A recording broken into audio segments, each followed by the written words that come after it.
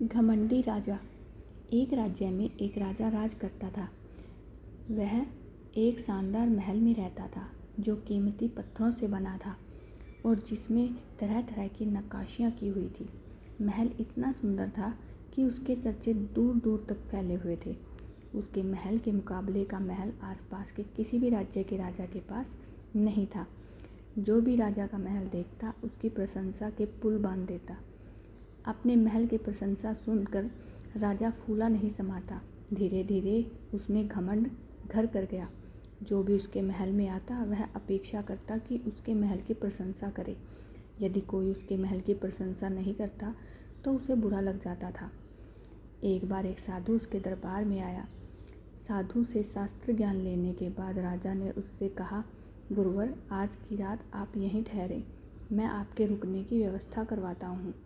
साधु ने स्वीकृति देते हुए उत्तर दिया, राजन, इस सराय में मैं अवश्य ठहरूंगा। अपने महल को सराय कहे जाने पर राजा के अहंकार को चोट लगी।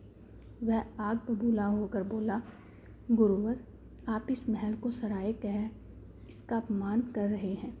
ऐसा महल दूर दूर तक ढूंढने पर भी आपको नहीं मिलेगा। यहाँ ठहरना आपका सौभाग्य होगा, अन्यथा दर दर भटकने वाले साधु के भाग्य में तो एक टूटी फूटी कुटिया भी नहीं होती। कृपया आप अपने शब्द वापस लीजिए। साधु मुस्कुराते हुए बोला, राजन, जो सत्य है मैंने वही कहा। मैं अपने शब्द वापस नहीं लूँगा। ये मेरी दृष्टि में एक सराय ही है। यदि ऐसा है तो सिद्ध करके दिखाइए। राजा ने साधु को चुनौती दी। ठीक है, मेरे एक प्रश्न का उत्तर दो, साधु ने कहा। पूछिए। आपसे पहले ये महल किसका था? मेरे पिताश्री का। उसके पहले उनके पिताश्री अर्थात मेरे दादाश्री का। उसके पहले उनके पिताश्री। इस महल का इतिहास बहुत पुराना है, राजा ने बताया।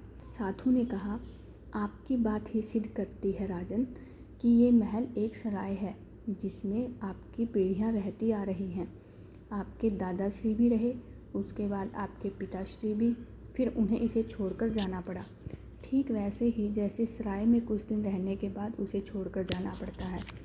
आप भी एक दिन इस सराय को छोड़कर चले जाएंगे, तो फिर इसका इतना घमंड क्यों? साधु की बात सुनकर राजा बहुत प्रभावित हुआ। उसकी आंखों पर पड़ा घमंड का पर्दा उठ गया।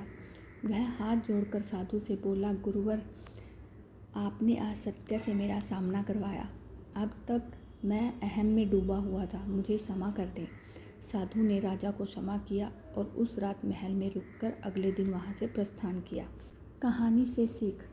इस कहानी से हमें यह सीख मिलती है कि ये दुनिया एक सराय की तरह है जहां लोग आते हैं और कुछ दिन रहने के बाद चले जाते हैं।